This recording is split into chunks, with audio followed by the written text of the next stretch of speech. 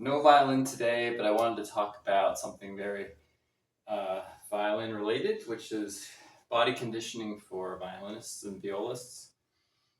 There's a couple areas of your body that tend to get targeted from different ways of over practicing, how it affects your body. And yeah, I've been playing for so long that I kind of know at this point what parts of my body are constantly being attacked. Violin is very asymmetrical. You'll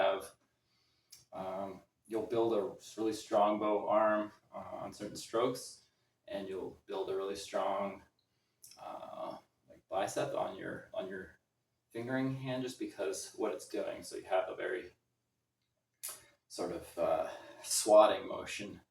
So a lot of your tricep for the right arm, for your left arm, it's not so much. It's a lot of the bicep. But one thing that gets targeted equally is shoulders. So even if you have a pretty good posture and you're just not necessarily shrugging or you're not like pitching over in weird ways, those things definitely want a teacher to pinpoint those and point them out to you when you're doing very unnatural sort of lurching of your body. That aside, if you were to have a pretty straight posture, hold the fiddle, very relaxed, still your muscles, your shoulder muscles are going to get just targeted with playing constant music. So,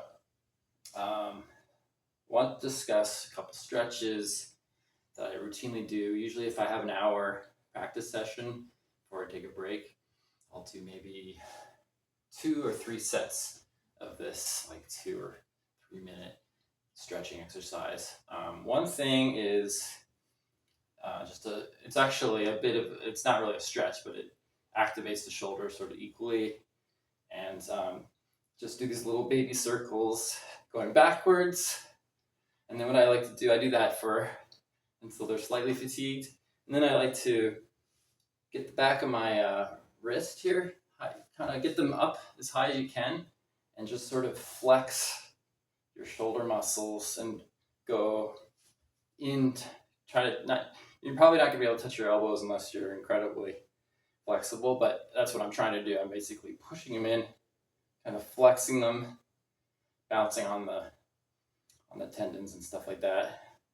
And I just do that till it starts to feel a little more relaxed, and then I like to do little circles going the other direction. So I was going backwards. I like to do tight little circles going forward, and then on both arms, I like to put my hand underneath my elbow, try to get my whole arm behind my neck and just really stretch. It's usually just your lat and part of your groin too is being stretched with that. So here it is again on the side. You'll feel a little stretch in the shoulder, but those are more just to keep your muscles balanced, because if there's a certain shoulder muscle that's constantly being activated, or in this arm as well, at least you'll activate the other ones, and I can balance out. One thing with all sports is if you add some sort of workout into your diet, you'll find that as soon as you get strong in that muscles, you're going to have to sort of support the other muscles that are complementing that muscle group. So if you only do bench press, for example, sooner or later you'll find that, I have to work my biceps because I'm getting unbalanced. You'll start to get cramps, you'll start to get fatigued, and you'll get sore and probably get some tendonitis in different parts of your body. So it's all about keeping your body in balance. And same with legs. So if you were just to do a lot of only upper body exercises, pull-ups, push-ups, and bench presses and things like that, eventually your lower back will probably give you problems because your legs are not balanced. So I did want to say, if you're going to do any body conditioning for violin, just pay attention to any body parts that are completely being neglected.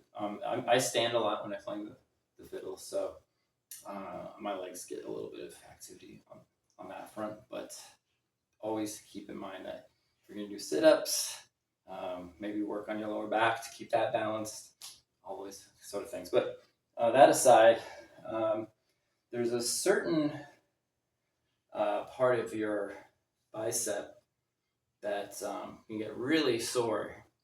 I don't know if you've ever played for, perhaps you got really sucked into a piece and you go 30 minutes or something without putting the fiddle down, and you put your arm down, and you're like, "Whoa, I'm tired." Well, there's a part of your bicep that gets really worked with holding viola or violin. So it's really important to keep all the muscles in your back of your forearm and both bicep muscles, keep them in balance so that one doesn't get super fatigued. You'll just end up with tendonitis.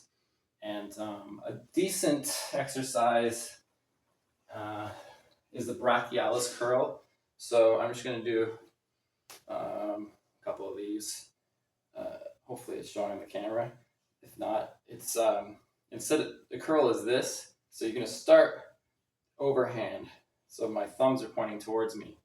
And as soon as you lift them up, you're going to start curling or throwing the weight into a curl position as soon as you do it. So you can kind of go slow. So I've already curled and then come up. And then, I'm sorry, you're going to opposite. You're going to start with the curl, thumbs up.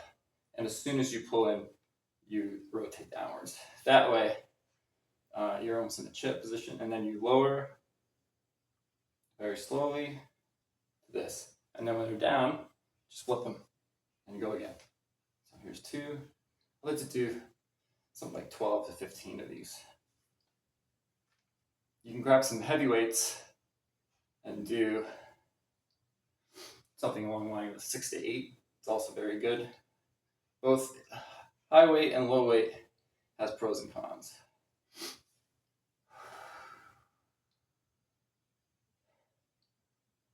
And if you're really sore from when you first do this on your bicep, it's because one of your forearm muscles is completely fatigued and very weak, so it's underdeveloped. And this brachialis curl will help sort of balance that out. Now, this exercise is a good rehab exercise, but also I would sprinkle it in if you were to do 3 sets of maybe 12 to 15, depending on the weight you're grabbing a day. That would be good during your practice day. It just keeps your biceps balanced out. And this arm probably doesn't need it, but like I said, if you start doing asymmetrical workouts, you'll pay the penalty because one part of your body will say, "Hey, I'm not getting exercise over here, so I'm going to cramp up over here." So you want to keep your body sort of in tune with all the other body parts. So that's some of the sort of just small little exercise that you can do. As far as stretching, so we did this one. So this is kind of what I do. I go back for a few seconds. I stretch my shoulder and back with this. Go forward for a few, try to make it nice and tight. And then this. Get a good stretch. And I would hold it a lot longer than I'm holding it, and then what I like to do is put the my elbow right behind my my side here, grab the bottom of my elbow so it doesn't move, and go to a door edge and just put my palm behind the door, or not the door, but the actual frame, and just really push forward. And you can actually you can push quite forward, and you'll feel a nice stretch. So I do that in both arms, and then my favorite stretch is to go to the top of a door frame, put my palm above the frame, and same sort of thing. You're gonna just kind of stabilize your shoulder with the other hand, and just press forward, and you'll just feel a nice stretch on your shoulder muscles there. I do that at least 3 times a practice session, because that's the muscle on my left hand that's tight. So what happens when you're playing violin, probably a natural place for your hand to be when you're in this position is thumb up. Well, in violin and viola, we're this.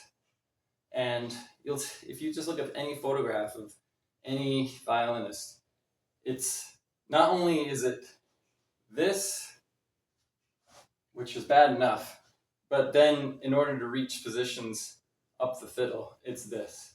So this is home base for a lot of what we do. It's a terrible, terrible body position for where your body wants to be. In fact, just by doing some weights, I'm a little, just now, my muscles are a little worked right now. Just doing that, I can feel how tight the muscles have to be in order just to be at base camp. So you have to actively make sure your arms can stay in balance by doing things like stretches.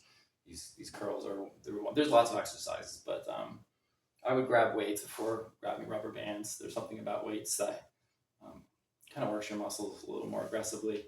Oddly enough, with rehab and conditioning, you kind of have to fight fire with fire. Like if you have an elbow, well, not always, but if you have an elbow issue, it's usually good to exercise that, strengthen your elbow instead of baby your elbow.